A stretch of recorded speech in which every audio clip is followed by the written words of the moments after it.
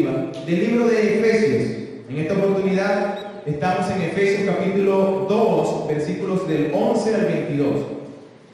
Recuerden que la serie tiene por nombre Las bendiciones de su gracia, y este libro expresa muy bien esas bendiciones que tenemos en Cristo, ¿ok? Las bendiciones que tenemos en Cristo. Y según hemos dejado el pasaje pasado, leímos hasta, o predicamos hasta el versículo 10 del capítulo 2. Continuamos ahora en el capítulo 2, pero versículo 11 en adelante. Yo quisiera que podamos leer, que pueda seguir ahí su lectura. Efesios capítulo 2, del 11 al 22. Dice así la palabra del Señor.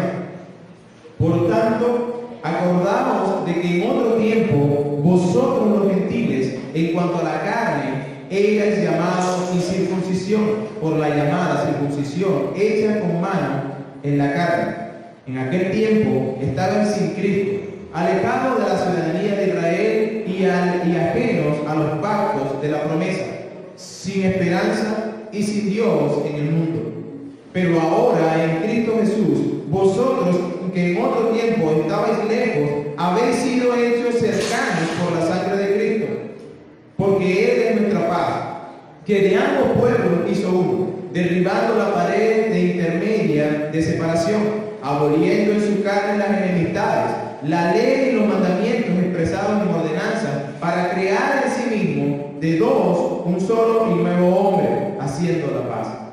Y mediante la cruz reconciliar con Dios a ambos en un solo cuerpo, matando en ella las enemistades. Y vino y anunció las buenas nuevas de paz a vosotros que estabais lejos y a los que estaban cerca.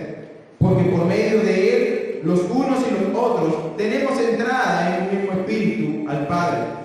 Así que ya no sois extranjeros ni advenedizos, sino conciudadanos de los santos y miembros de la familia de Dios, edificados sobre el fundamento de los apóstoles y profetas, siendo la principal piedra del ángulo Jesucristo mismo, en quien todo el edificio bien coordinado va creciendo para ser un templo santo en el Señor, en quien vosotros también sois justamente edificados para morada de Dios en el Espíritu. Señor, te doy gracias, Padre bueno, por tu misericordia que has tenido para con tu pueblo, Señor. Gracias por tu verdad, por tu palabra, Señor. Padre, te ruego en el nombre de Jesús que tú puedas aplicar, Señor, eficazmente al corazón de cada uno de los que estamos aquí, Señor, esta tu palabra, Señor. Padre, ayuda a tu siervo que la va a exponer, que sea heraldo tuyo, Señor, que sea ese embajador, Señor, que simplemente se limita a hablar de lo que tú ya has dicho. Padre, y al pueblo que está delante de mí, Señor, ayúdeles, hablando de su corazón, prepare ese terreno para que la semilla que va a ser sembrada en tu palabra crezca y dé fruto al 100%, Señor. Padre, ruego que tu Espíritu Santo, Señor, venga y aplique al corazón todas estas verdades. En el nombre de Jesucristo, tu Hijo amado, Señor. Amén y amén. Bien, el título de la predicación de esta mañana es reconciliación y unidad mediante la cruz. Reconciliación y unidad mediante la cruz. Hasta ahora, Pablo, o Dios por medio de Pablo, está enseñando a la iglesia de Éfeso que conozcan algunos beneficios y bendiciones, privilegios que tiene la iglesia y que se derivan de la gracia de Dios. El primero de ellos lo vimos en el capítulo 1, donde los creyentes hemos sido elegidos por Dios. Esa es una tremenda bendición. Pero a través de esa elección que Dios hace o ha hecho, Él nos ha adoptado hijos suyos. Y hemos sido hechos coherederos con Cristo. Fuimos sellados con el Espíritu Santo de Dios. Y aparte de eso, nos ha dado de sus riquezas, de su salvación, de su poder, privilegios que posee únicamente el cristiano. Estos privilegios que se nos han otorgado no ha sido porque yo he sido bueno o porque yo lo merezca, sino por gracia, por pura gracia. ¿Por qué? Porque usted y yo estábamos muertos sin fe, sin salvación, pero la misericordia de Dios, dice Efesios capítulo 2, porque Él es rico en misericordia, por la riqueza de su misericordia y por su gran poder con que nos amó, nos dio su salvación de su gracia. Por eso, no por algo que Él haya hecho, sino porque Él así lo ha querido. Hasta este punto estamos contemplando a Dios trabajando en el individuo, ¿ok? En personas individualmente. Dios otorga salvación a personas individualmente y Él tiene un encuentro personal con esa persona, individual. Pero lo que vamos a ver en este pasaje nos va a llevar a lo colectivo, las bendiciones de Dios en lo comunitario y no tan solo en el creyente individual.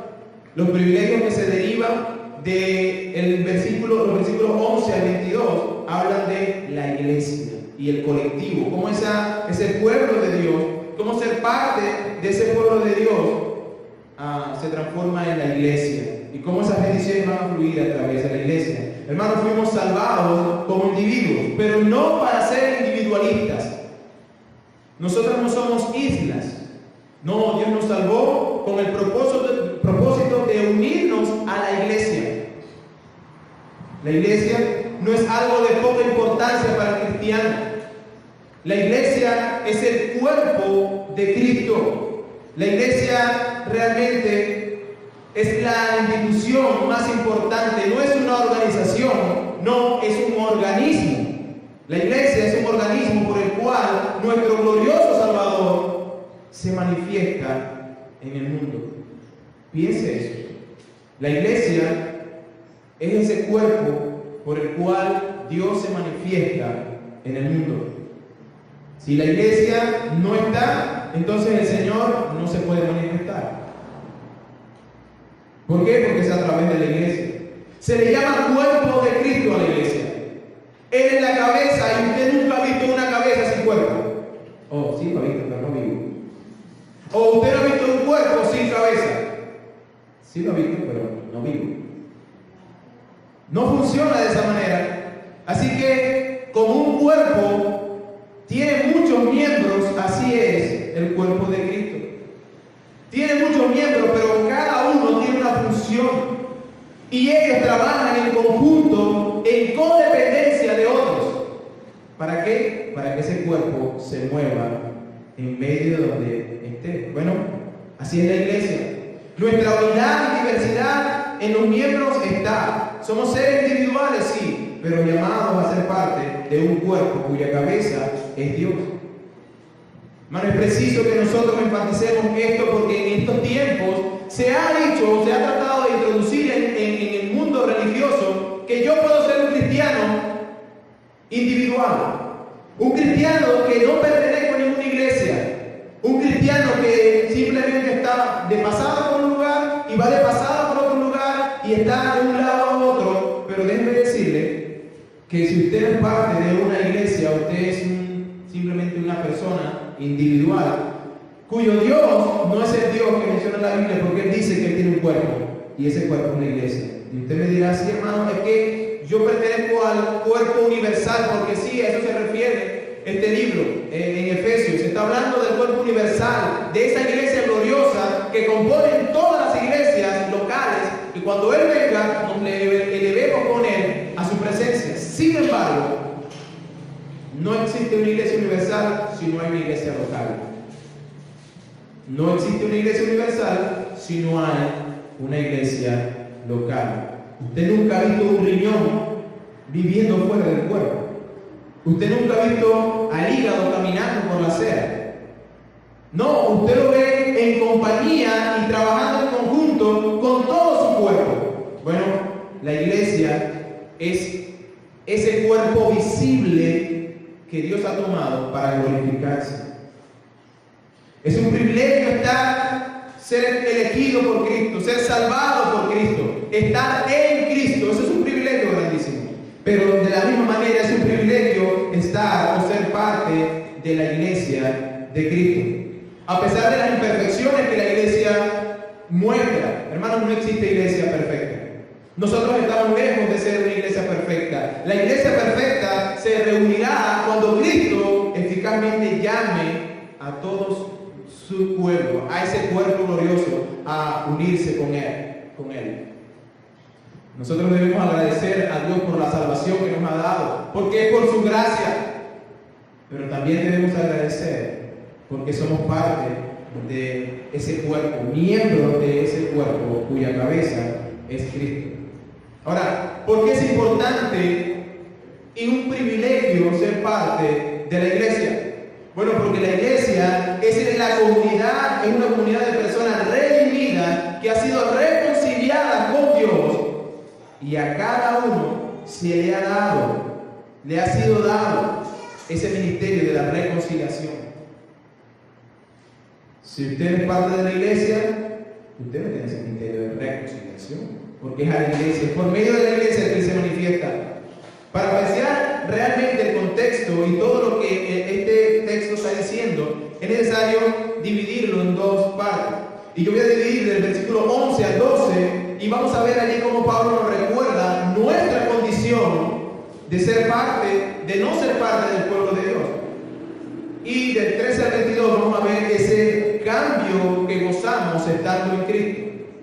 ¿Cuál es la terrible condición que teníamos antes de estar fuera de Cristo? Versículo 11 nos dice, el versículo 11 nos dice, por tanto, y yo quiero pararme allá, una sola vez pararme allí, porque cuando usted encuentra esa palabra, por tanto, eso indica que lo que Pablo va a decir está perfectamente ligado a lo que ya ha dicho.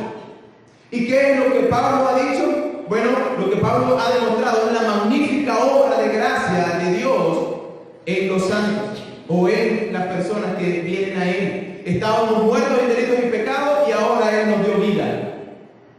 Dice Efesios capítulo 2, versículos del 1 al 3, Él nos dio vida a vosotros, cuando estabais muertos en vuestros delitos y pecados, en los cuales anduvisteis en otro tiempo, siguiendo la corriente de este mundo, conforme al príncipe de la potestad del aire, el espíritu que ahora opera en los hijos de desobediencia, entre los cuales también todos nosotros vivimos en otro tiempo, en los deseos de nuestra carne, haciendo la voluntad de la carne y de los pensamientos, y éramos por naturaleza hijos de ira, lo mismo que los demás. Versículo 11, por tanto, porque eso era yo, ahora lo que vengo a decir, recuerden eso.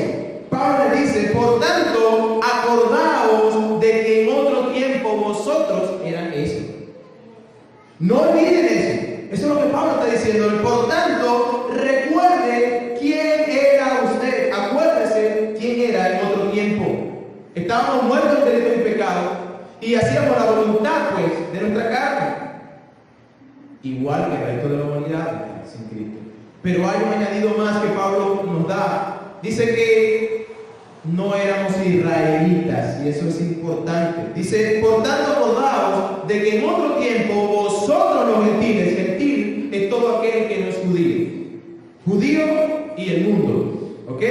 Todo el que no es judío es gentil. No es que el romano es romano, y no, el romano era gentil, el venezolano es gentil, y todo aquel que no es de la estirpe, del pedigrí, si se puede decir, judío, entonces es gentil. Y Pablo le está recordando a esta iglesia que mayormente era gentil. Le dice, acordaos que en otro tiempo, es decir, cuando estaban muertos en delito y pecado, los gentiles, acordaos de que en otro tiempo vosotros los gentiles, en cuanto a la carne, eran llamados incircuncisión por la llamada circuncisión hecha por manos de los hombres. Pablo les recuerden quiénes eran ustedes. Y lo que Pablo va a hacer aquí es va a mostrar dos aspectos que afectaban directamente a esta iglesia, pero a usted y a mí también. Hay dos aspectos que nos van a afectar o vamos a sufrir todos los que somos gentiles, y él en estos pasajes lo va a aplicar. Ahora, es necesario que usted y yo entendamos el contexto de este tiempo. ¿Por qué Pablo está diciendo todo esto? Porque era cierto. El contexto en que se escribió esto era que había una condición social en la que vivía, en la cual vivía esta iglesia de Éfeso, pero no solamente la iglesia, el mundo en ese tiempo, antes de que la Biblia fuera completada. Recuerden, la Biblia es la revelación de Dios que ha sido dada progresivamente. Y cuando llegó Apocalipsis se escribió completamente, pero cuando Pablo estaba escribiendo esto, todavía la Biblia no estaba completa. Y entonces Pablo dice que hay un contexto histórico que se estaba viviendo. ¿Y cuál era, Pablo? Bueno, la sociedad estaba profundamente dividida. Se parece tanto a lo que nosotros estamos viviendo hoy. Estaba profundamente dividida. La humanidad había levantado barreras tan grandes que ocasionaba divisiones. Y la iglesia tuvo que lidiar en medio de ese contexto. Si podemos decir que esas barreras que el ser humano levantó y que hacía la división entre unos y otros, encontramos a la esclavitud, por ejemplo. La esclavitud en ese momento era terrible, donde los amos gobernaban de una manera déspota, como que no fuesen seres humanos a sus esclavos, sino que los trataban como objetos. Y eso, naturalmente, despertaba en ese esclavo un resentimiento profundo contra su amo. Y el amo, a su vez, veía a ese esclavo como cualquier cosa. Ahí estaba la primera división. Pero si caminamos un poquito más adelante o examinamos esa cultura, también había un problema de división serio en cuanto a los sexos. La mujer no era nada, la mujer era tratada igual o un poquito menos de maltrato, pero era casi como un esclavo. La misma condición. El hombre podía prestar a su mujer a su amigo y la mujer tenía que someterse. Entre los sexos, la mujer era un ciudadano de segunda clase. Eso marcó también una profunda división. Pero llegamos a las divisiones étnicas. En las divisiones étnicas nosotros encontramos a los griegos, por un lado, enorgullecidos de su cultura y del desarrollo intelectual que ellos tenían. Y ellos decían, nosotros somos muy inteligentes, entonces todo aquel que no es griego es un bárbaro. Que parece mucho a nuestro tiempo, donde muchos científicos se levantan y dicen, nosotros tenemos el conocimiento y todos los demás son ignorantes. Bueno, los griegos en aquella época eran esos. Pero también encontramos a los romanos, que por un lado estaban orgullosos de formar parte de ese gran imperio que estaba gobernando por mucho tiempo, y todos los demás eran unos débiles. Bueno, en este mundo también tenemos personas o naciones que se levantan sobre otras, o reinos que se levantan diciendo que son más poderosos que otros, y tienen eso como orgullo. Y en última instancia encontramos a los judíos, también orgullosos religiosos, que por una malinterpretación de lo que la ley decía, trataban y menospreciaban al gentil. Y esa barrera empezó a levantarse, y de esa barrera es de la que Pablo está hablando. Había una profunda división social. El judío llevaba las marcas en el cuerpo de que era parte del pueblo de Dios, del pueblo escogido de Dios. ¿Cuál era esa marca? La circuncisión. Él se ufanaba de eso. Yo soy del pueblo de Dios porque tengo una marca que tú no tienes, la circuncisión. Esta es la condición del gentil. Este es el condicionamiento, que tiene el gentil. El gentil estaba condicionado socialmente. Pablo está hablando de eso. Que el judío estaba haciendo alarde de su circuncisión, de que ellos eran parte del pueblo de Dios, que eran descendientes de Abraham, el cual era llamado amigo de Dios. Los gentiles no tenían este privilegio. Pero entonces encontramos la otra división, o el condicionamiento en la cual se encontraba el gentil. La primera era social, ya la vimos. Pero la segunda era un condicionamiento espiritual. Versículo 12 dice de la siguiente manera: en aquel tiempo estabais sin Cristo, alejados de la ciudadanía de Israel, ajenos a los pactos de la promesa, sin esperanza, sin Dios en el mundo.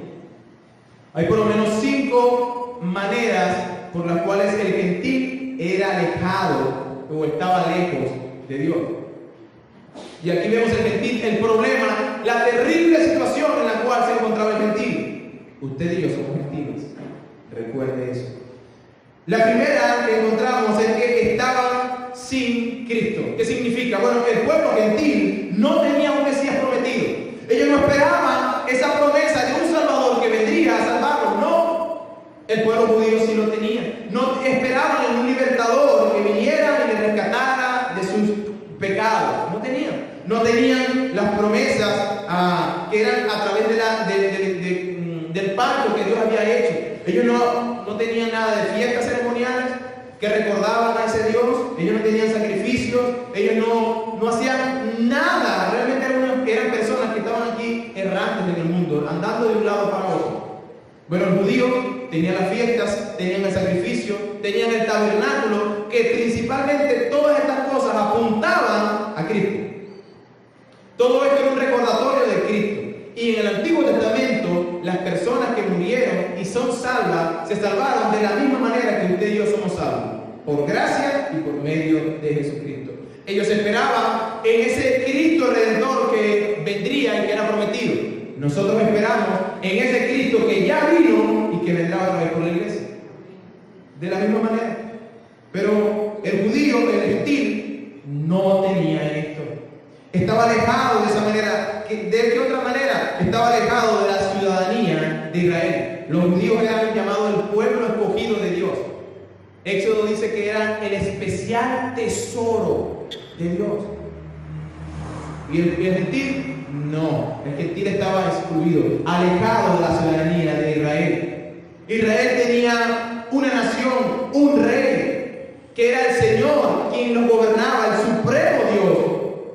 Y eso era un tremendo beneficio. Nosotros acabamos en el culto, hablamos de ese salmo que leyó nuestra hermana Neudi, que decía que ciertamente nosotros no pertenecíamos a la ciudadanía, pero ese salmo dice que nosotros ahora somos parte de la ciudadanía del rey, somos ciudadanos del reino de Dios.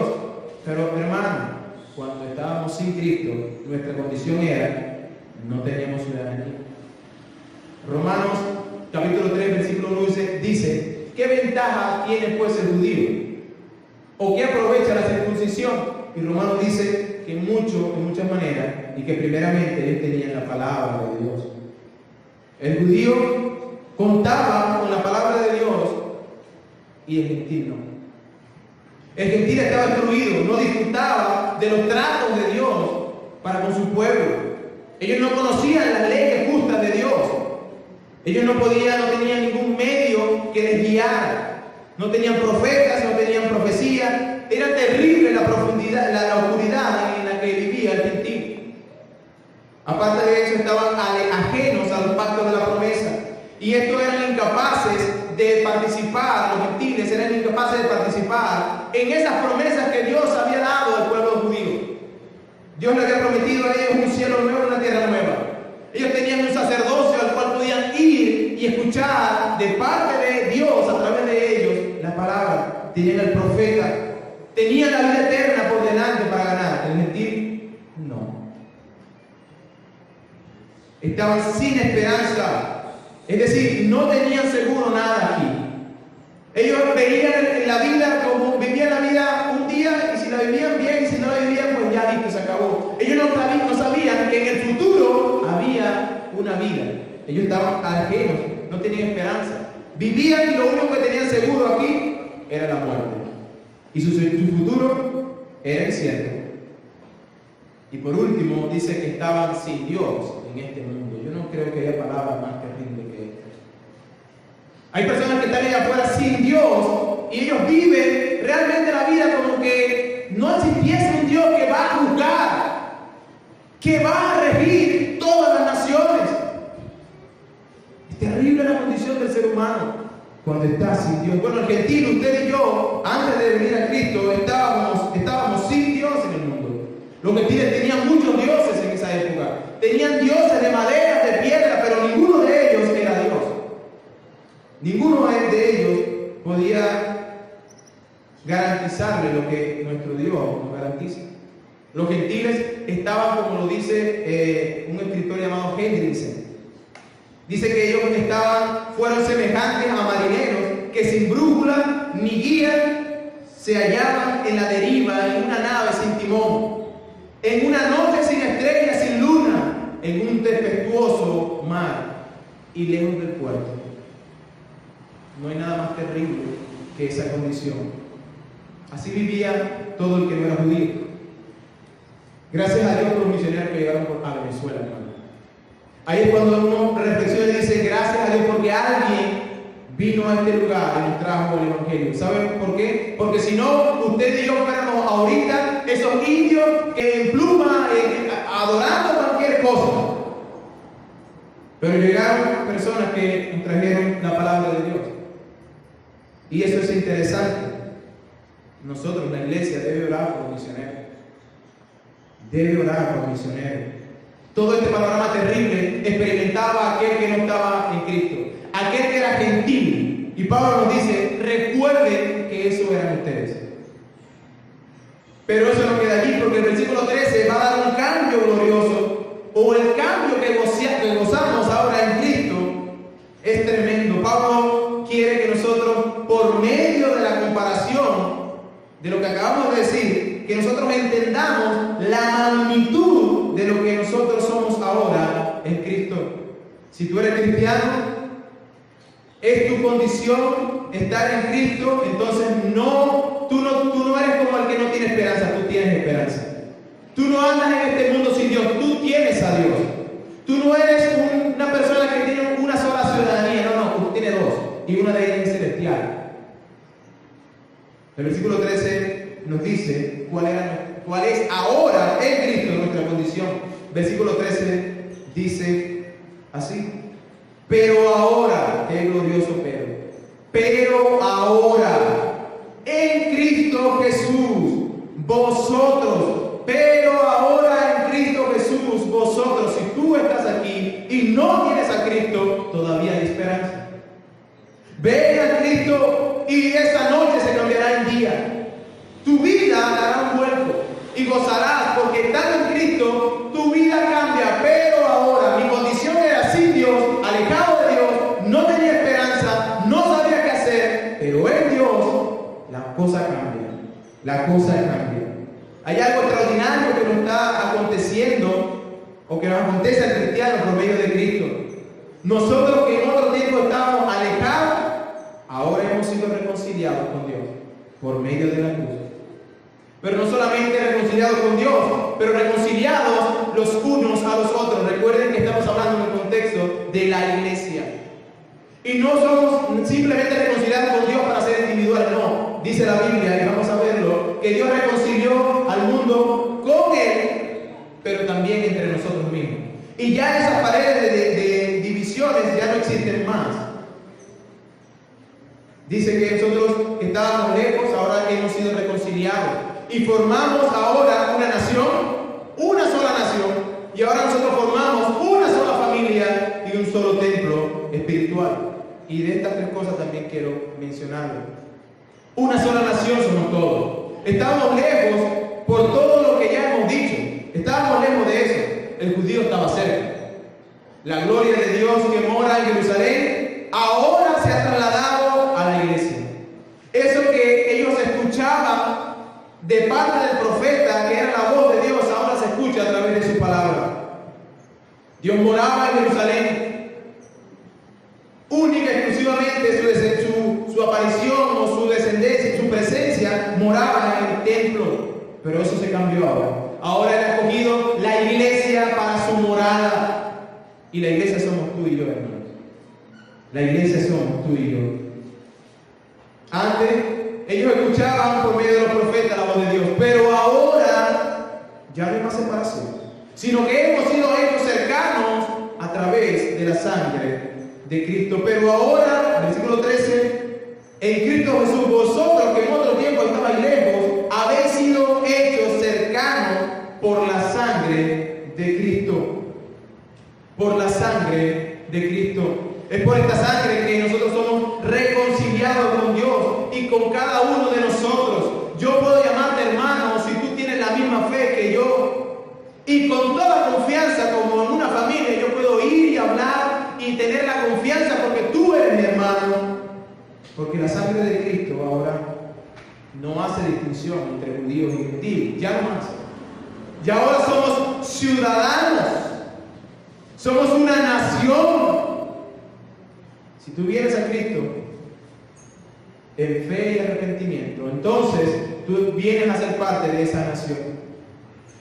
Hermanos, si usted se pone a pensar qué es lo que nos separa a los seres humanos, usted va a llegar a la conclusión de que es el pecado. Lo que nos separa a nosotros de Dios es el pecado. Y lo que nos separa a nosotros de nosotros mismos es el pecado. Pero cuando Cristo vino a matar el pecado, a quitar el pecado. Y Cristo pagó el precio en esa cruz.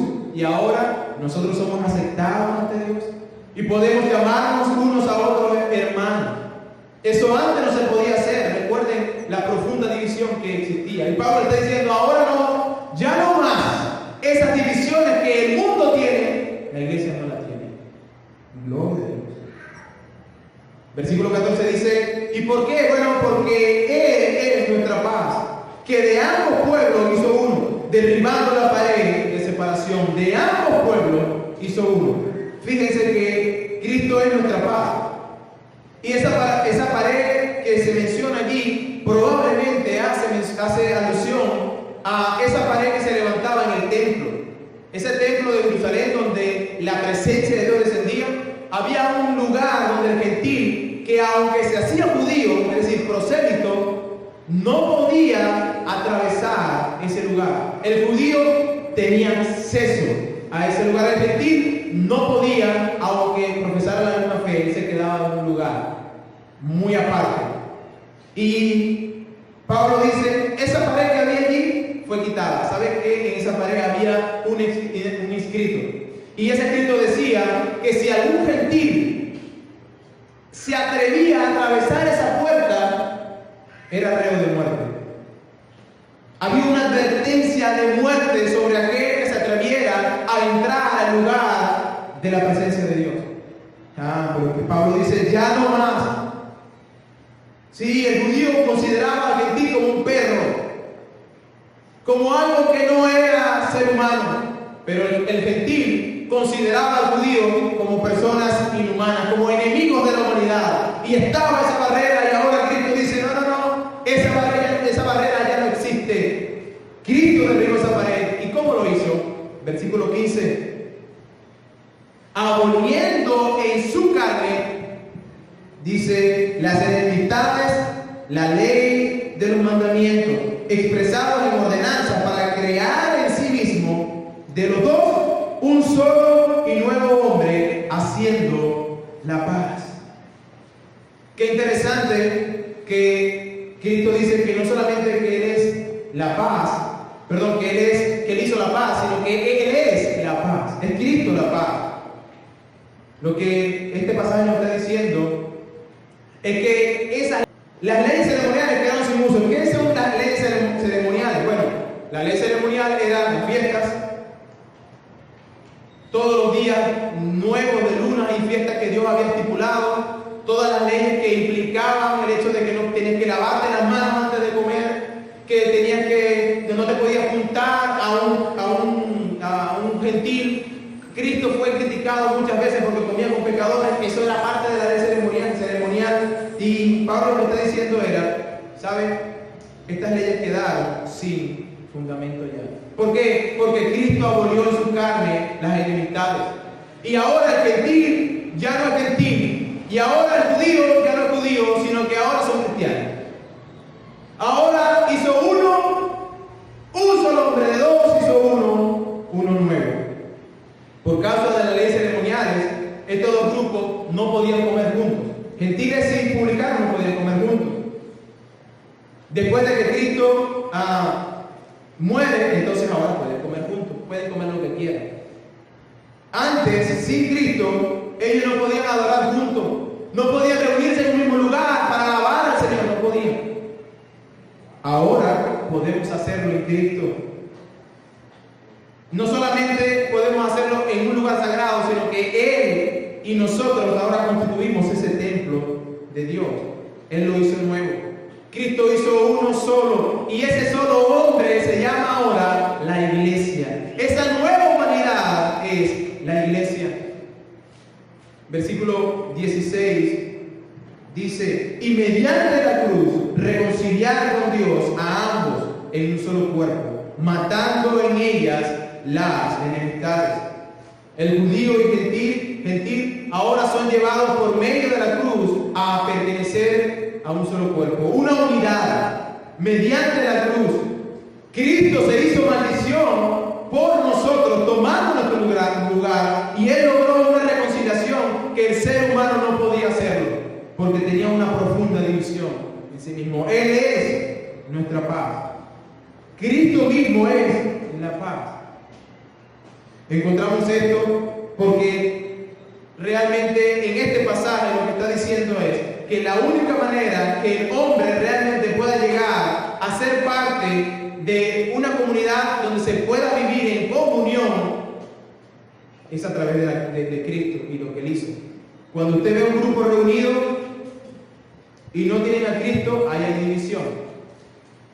Cuando Cristo no es el único, entonces hay división. Y usted conseguirá personas que, bueno, pero yo tengo mi razón. Y otro va a decir, bueno, yo tengo mi motivo. Y otro va a decir, bueno, pero yo no lo veo de esa manera. Y otro, yo no creo de esa manera. Pero ¿sabe qué hizo Cristo? Es uno solo ahora. El que viene a Cristo es la iglesia. Y quien es la cabeza, quien habla, Dios. Y ahora, por eso nosotros tenemos paz. Porque hay uno solo que es nuestra cabeza y esto es Cristo. Cristo anunció las buenas nuevas. Versículo 17 dice: y vino, está hablando de Cristo, y vino y anunció las buenas nuevas de paz a vosotros que estabais lejos y a los que estaban cerca. Y este versículo tiene implicaciones tremendas, porque ahí dice que es Cristo quien lo hace. Ahí no dice que Pablo lo hizo, no, él dice, está hablando de Cristo, y dice: y vino y anunció las buenas nuevas. ¿Cuándo Cristo estuvo en Éfeso? No estuvo en Éfeso. ¿Cuándo estuvo? Porque el pasaje dice que Él vino y anunció. ¿Cuándo lo anunció? Bueno, cuando por medio del Espíritu Santo los apóstoles predicaron su evangelio. Y es interesante que se hace uno con el apóstol. Es decir, que cuando el apóstol estaba ahí predicando, no era el apóstol, sino era Dios a través de él. Por eso él dice: yo estuve ahí anunciando la buena nueva. La voz de Cristo es predicada, hermano. Cuando usted y yo proclamamos fielmente las verdades del Evangelio, está hablando no el hombre, sino Dios. Y usted simplemente es un instrumento de Dios. Fíjense cómo dice 2 Corintios 5:20. Así que somos embajadores en el nombre de Cristo, como si rogase por medio de nosotros, o rogamos en el nombre de Cristo, reconciliados con Dios. Lo que este pasaje está diciendo es que usted como embajador no tiene que alterar, ni agregar, ni quitar nada del mensaje. Un embajador representa a su rey. Y en este caso nuestro rey y Señor es Dios. Y por eso cuando la palabra de Dios es predicada fielmente, no es el predicador, sino es la voz de Dios que es escuchada. Romanos capítulo 10, versículo 14 al 17 dice: ¿cómo pues invocarán a aquel en el cual no han creído? ¿Y cómo creerán en aquel en quien no han oído? ¿Y cómo oirán sin haber quien les predique? ¿Cómo predicarán si no fuesen enviados? Como está escrito: cuán hermosos son los pies de los que anuncian la paz, las buenas nuevas. Mas no todos obedecieron al Evangelio. Pues Isaías dice: Señor, ¿quién ha creído nuestro anuncio? Así que la fe viene por el oír, y el oír por la palabra de Dios. ¿Qué está diciendo este pasaje? Que hay una cadena de cosas que acontecen cuando la palabra de Dios es predicada, pero que en definitiva quien abre el oído de la persona para que pueda entender lo que la palabra de Dios dice no es el predicador, sino que es Dios. Porque la fe, viene por el oír. ¿El qué va a oír? La palabra de Dios. Si no oyeron, no pueden creer. Si no pueden oír la voz de Cristo, entonces realmente la predicación de la palabra no ha sido predicada. Si no oyen, no pueden creer, no pueden oír la voz de Cristo, y al oír vienen a Cristo porque Él ha hecho el trabajo de abrir sus oídos. Cuando la palabra de Dios es fielmente predicada, eso acontece. Lucas capítulo 10, versículo 16 nos dice: el que a vosotros oye, Cristo hablando, a mí me oye. Y el que a vosotros escucha, a mí me escucha. Y el que me desecha, a mí desecha al que me envió. ¿Qué está diciendo Cristo?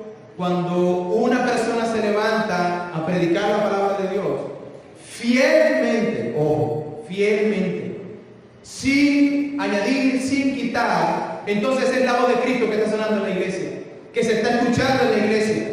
Y cuando rechazamos la voz de Dios, no al predicador, entonces rechazamos a Cristo y por ende rechazamos a Dios. Prestar atención a la palabra de Dios es prestar atención a lo que Dios está diciendo. La pregunta entonces es: ¿usted está prestando atención cuando se está predicando? Hay una responsabilidad de parte del pastor en preparar y buscar diligentemente lo que la palabra de Dios está diciendo, lo que Él inspiró. Él está realmente comprometido a buscar esas verdades del Señor, porque no es su palabra, es la palabra de Dios. Pero escúcheme, hermano, usted también tiene una responsabilidad igual de grande cuando la palabra de Dios es predicada. Es una falta muy grave que usted, como hijo de Dios, no venga a la iglesia. Es una falta muy grave que usted, al venir a la iglesia, venga pensando en cosas que tengo que hacer. Imagínese usted eso: el Rey de Reyes, el Señor de Señores, está hablando, Dios mismo se está hablando por medio de su palabra, y usted no vino a escuchar lo que Dios está diciendo. Usted simplemente se quedó en su casa porque estoy algo cansado. A ver, les pregunto, si yo anunciara el día de mañana, Cristo viene a la iglesia, estoy seguro, y viene a la iglesia, que Cristo venga a la iglesia físicamente, eso es imposible, ¿verdad? Pero hipotéticamente hablando, Cristo viene mañana a la iglesia y yo les hago la invitación, yo estoy seguro que ustedes no van a faltar. Y no importa lo que tengan que hacer, no van a faltar. Hermanos, eso es lo que pasa cada domingo. Cada domingo Cristo se hace presente por medio de su palabra para hablarnos. Y si usted no está aquí, ¿cómo escucha al Rey? ¿Te estás preparando para el culto? Porque hay una preparación que el pastor debe hacer, pero hay una preparación que usted debe hacer. Usted debe preparar su corazón para llegar ante Él. Debe preparar su corazón para venir y ofrecer ese sacrificio, ese corazón entregado a escuchar para poner en práctica lo que la palabra de Dios dice. Hermano, no nos engañemos. No nos engañemos. Pregunta para reflexión: ¿te preparas para el culto? Todo lo que estamos en Cristo tenemos entrada libre a Él. Entramos gratis a su presencia.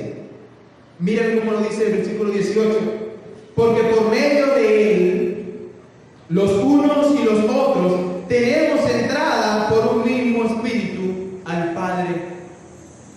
Tenemos entrada gratis. Y esa palabra entrada alude a una persona que abría la puerta y conducía a una persona delante de la presencia del Rey. Eso indicaba que si esa persona que abría la puerta, el portero, no te llevaba a la presencia de Dios, tú no podías entrar. Él tenía que estar allí, abrir la puerta, llevarte a la presencia del Rey, y entonces tú podías entrar. Bueno, nosotros no tenemos necesidad de esa persona que nos lleve a la presencia de Dios.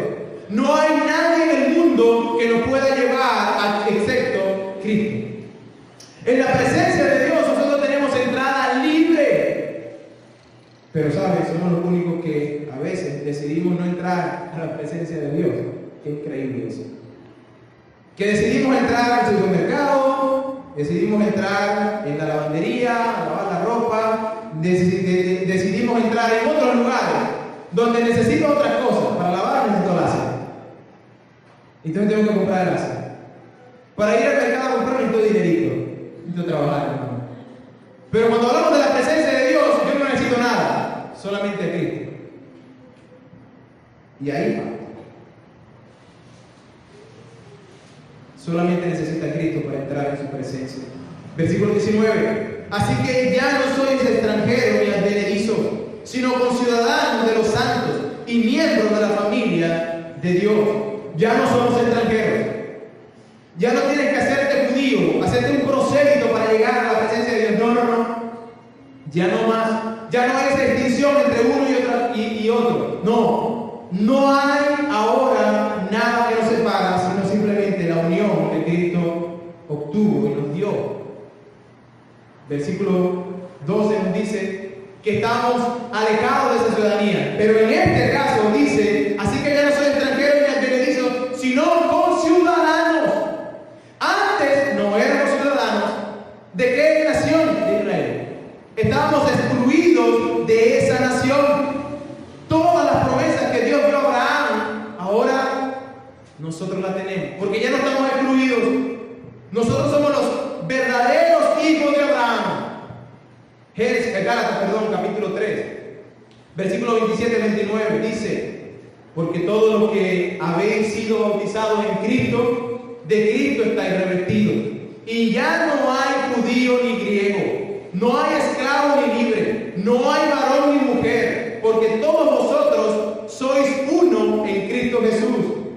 Y vosotros sois de Cristo, ciertamente linaje de Abraham sois, y herederos según la promesa. ¿Ven cómo el Señor nos está diciendo que ahora tenemos entrada y que tenemos una ciudadanía, que somos ciudadanos de las promesas que Él hizo a Abraham? Un judío puede llegar a decirme, no, yo tengo a Abraham como padre. Yo le puedo decir, pues yo tengo a Cristo como padre. Y quien prometió a Abraham fue Dios. Y como Él es mi padre, Él ha dicho que como Abraham es el padre de la fe y todo lo demás, yo soy descendiente de Abraham. Porque no son descendientes de Abraham según la carne, sino según la fe.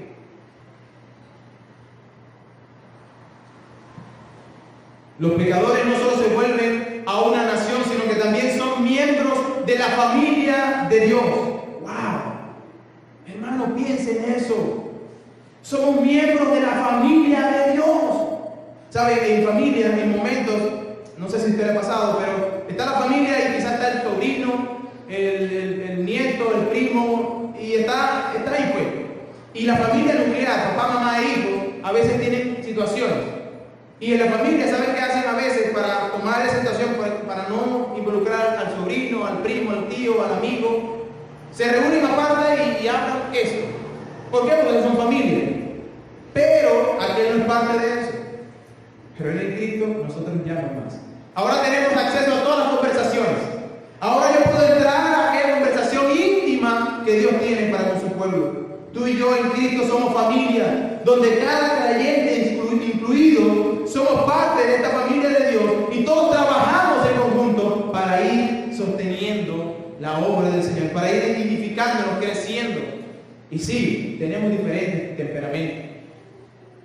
Pero ¿acaso en las familias también no tenemos diferentes temperamentos? Y hay discusiones. ¿Y estas discusiones qué? ¿Nos alejan de nuestros hermanos en la carne? No, seguimos siendo hermanos.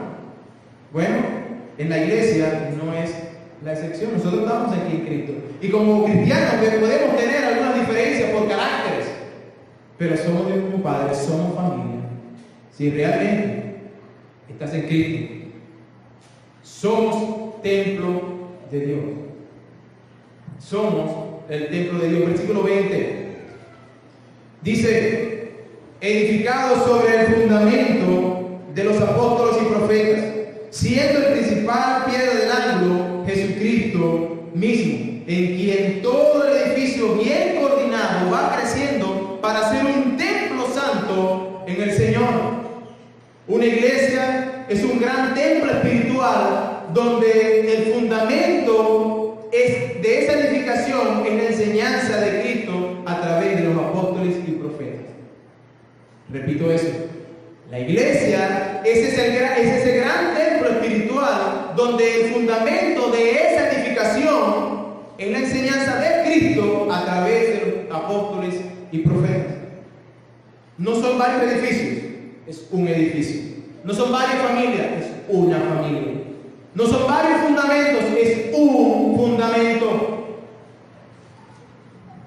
Los apóstoles fueron los hombres escogidos por Dios para revelar a través de ellos la voluntad de Dios para la iglesia. Hermanos, los apóstoles que habla la Biblia, fundacionales, son estos apóstoles que escribieron la palabra del Señor. Es por eso que nosotros hoy en día creemos que la iglesia bíblica Vida Nueva, es una iglesia que está fundada sobre Cristo bajo el fundamento de los apóstoles. Nosotros somos una iglesia apostólica, no porque creemos que hay un apóstol hoy en día, no, eso no existe, hermano. Los apóstoles que hablan la Biblia son apóstoles fundacionales y hay un solo fundamento y ya lo pusieron los apóstoles. Esa iglesia se ha de levantar sobre el fundamento de los apóstoles. Hermanos, pero es que hay mucha gente por allá afuera que dice ser apóstol. Hermano, yo les pregunto inmediatamente, ¿sobre qué fundamento están edificando? ¿Sobre algo nuevo? No, yo hice lo mismo que la palabra de Dios. Usted es un apóstol entonces, porque la Biblia dice que ellos están puestos allí para poner el fundamento, y no hay otro fundamento que el que ya ha sido puesto por los 11 o los 12 apóstoles. En el cielo habrán 12 tronos, y dice la Biblia en Apocalipsis que esos 12 tronos tienen sus nombres: Pedro, Juan, Mateo, el otro.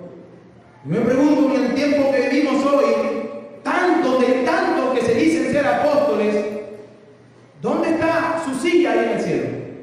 Porque Dios ha revelado en su palabra que es el fundamento y se lo ha dado a ellos. La autoridad la tenían ellos. Los profetas eran los que daban a conocer la voluntad de Cristo mientras el Nuevo Testamento estaba siendo escrito. Escuchen con atención, hermano. Los profetas eran aquellos que daban a conocer la voluntad de Dios mientras el Nuevo Testamento estaba siendo escrito. Pregunto, ¿es acaso que esta Biblia, la palabra del Señor, está completa o incompleta? Amén. La palabra de Dios está completa, no necesita añadidura. Pero hoy en día se ha levantado un grupo que habla, entre comillas, por medio de Dios, entre comillas, falsantes que dicen ser profetas de Dios, como que a la Biblia hay que añadirle algo. Como que si Dios hizo algo incompleto. Como que si realmente Dios se equivocó y es necesario traer nuevamente apóstoles y profetas en este tiempo. No, la Biblia dice que somos parte de la familia, de ese templo espiritual que Él está formando, y que ese edificio, uno solo, que está creciendo, tiene un fundamento que ya ha sido puesto por medio de los apóstoles y profetas, y ya ellos ninguno tenemos con vida. La escritura está completa, el fundamento está completo. ¿Quiere edificar? Edifique sobre el fundamento. Quiere crecer, porque la iglesia es el templo espiritual que interesantemente crece, pero crece no en otro fundamento, sino en uno solo. Apóstoles y profetas lo dieron. Todo está escrito en la palabra de Dios. Ellos pusieron el fundamento y sobre ese fundamento la iglesia verdadera está siendo edificada. No bajo un apóstol Pedro, como lo cree otra iglesia, no bajo la piedrecita que era Pedro, sino bajo la roca que es Cristo. Cristo es el que añade a la iglesia lo que han de ser salvos. Cristo es el que da la gracia del Espíritu Santo para que el cristiano sea fortalecido en su fe. Es Cristo que da dones a la iglesia para que ella se sirva unos con otros. Yo no puedo dar un don, Dios lo da. Ese templo que es la iglesia es donde se manifiesta la presencia de Dios en el nuevo pacto. En el antiguo pacto era a través del tabernáculo, pero en el nuevo pacto es a través de la iglesia. ¿Ven la importancia de la iglesia? Dios se hace presente a través de la iglesia. En estos días, hermanos, estamos viviendo de convulsión y de ceguera espiritual, donde la palabra de Dios está siendo o queriendo ser oculta. Hay iglesias o personas que creen, mejor dicho, que yo puedo ser iglesia sin iglesia, que yo estoy edificando la iglesia del Señor con un nuevo fundamento. No. La iglesia es el único santuario en el que Dios tiene en este mundo. Es el lugar donde Él se hace presente. Su iglesia es el lugar importante, es el cuerpo de Cristo por el cual Él murió. Y tú y yo, los creyentes, somos parte de esa iglesia. ¿Y sabes cómo nos llama la Biblia? Que somos nosotros piedra viva. Nosotros somos ese templo en el que Dios viene a morar. Y nosotros lo que somos piedras vivas. Mira como dice Pedro. 1 Pedro capítulo 2, versículos 5 y 8 dice, 5 al 8. Vosotros también, como piedras vivas, sed edificados como casa espiritual y sacerdocio santo, para ofrecer sacrificios espirituales aceptables a Dios por medio de Jesucristo. Por lo cual también contiene la Escritura: he aquí pongo en Sión la piedra, la principal piedra del ángulo, escogida y preciosa, esto es Cristo, y que el que creyere en Él no será avergonzado. Para vosotros pues, los que creéis, Él es precioso.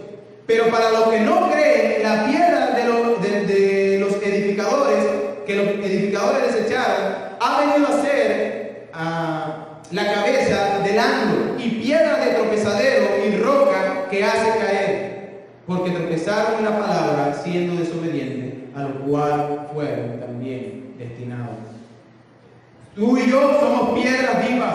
Ese templo que nosotros entendemos que es universal ciertamente, pero que usted y yo somos un bloque de ese templo. Imagínense ustedes un bloque del templo de Dios, donde Dios quiere venir y hacer su presencia, es en la iglesia. Hermanos queridos, la iglesia tiene un papel importante en el plan de Dios. Cristo murió en la cruz por un pueblo, y no por individuos solamente. Ese pueblo es la iglesia que se reúne cada domingo para adorarle, donde Él se manifiesta en complacencia. No hay un privilegio más grande que ser una piedra viva de ese templo, donde Dios habita de manera presencial. Todo lo que vemos a nuestro alrededor son simplemente paredes. Lo que está a nuestro alrededor son paredes. Pero nosotros no estamos construyendo el templo, porque el templo no somos nosotros. Ya el templo está construido, lo construyó Cristo. Nosotros edificamos edificios para reunir el templo. Este edificio que estamos construyendo y que se está levantando simplemente es un edificio donde se reúne el templo. El templo somos usted y yo, piedras vivas. Pregunto, hermanos, ¿ama a Cristo? Y yo estoy seguro que hasta los demonios van a decir, claro que lo amo.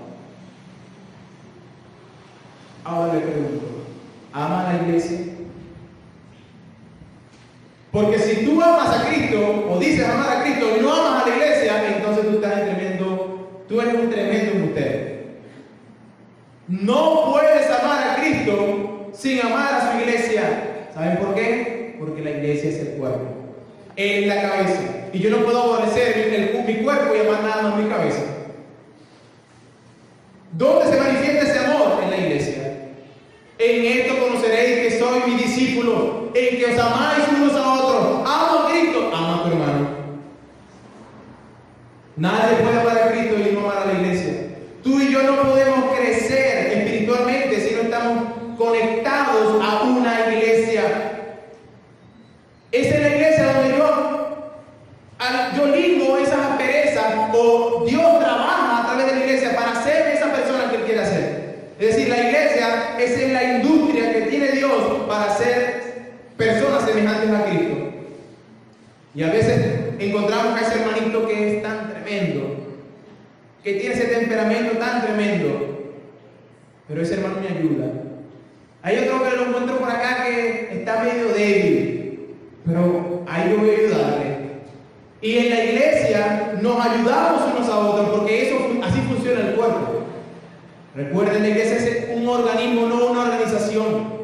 Y ese organismo vivo funciona en completa armonía cuerpo avance, pregunto una vez más, ¿es la iglesia importante para ti?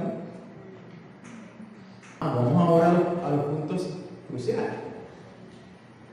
¿Llega usted temprano a los cultos? Ay, ay, ay. Hermanos, la voz de Dios va a ser escuchada y yo llego tarde. ¿Cómo conciliamos eso? La voz de Dios el domingo y las veces que la iglesia se reúne va a ser escuchada y yo no llego. ¿Cómo conciliamos eso? Nuestro amor no simplemente debe ser de palabras, sino de hecho y en verdad. Si amamos realmente la iglesia, yo debo llegar temprano a la iglesia. Hermanos, ama la iglesia. ¿Qué está haciendo por la iglesia? ¿Está sirviendo? ¿Está sentado en la iglesia simplemente recibiendo? ¿Qué está dejando de hacer por la iglesia? ¿Sabes? Nosotros podemos hacer por la iglesia, pero también podemos dejar de hacer por la iglesia. Es decir, su testimonio, cómo se está comportando. ¿Estoy dejando de hacer cosas porque no trae gloria a Dios eso? ¿Qué está haciendo por la iglesia? Y la reflexión es para todos. Tú eres una piedra si estás en Cristo. Pero si no estás en Cristo, entonces la presencia de Dios no mora en ti. Tú ni siquiera eres una piedra. Eres un gentil por allá lejos de Dios. Estás separado de Dios, sin esperanza, en una terrible condición. Y sabe, en algún momento usted enfrentará a ese Dios. Será terrible su ruina. Usted debe venir a Cristo si ciertamente no ha venido a Él. Y venir en arrepentimiento y fe, porque solo eso Él acepta. Y no es una obra, no, es lo que Dios está haciendo en su corazón. Y si tú hoy estás escuchando la voz de Dios, es porque Dios así lo ha querido y ha abierto tu corazón o tus oídos para que tú puedas venir a Él. Hermano o amigo que me escucha, ven a Cristo. No duele tu corazón. Ven a Cristo sin cerrar. Iglesia, si no te preocupa la iglesia, no te preocupa Cristo, porque su cuerpo es la iglesia. Vamos a orar.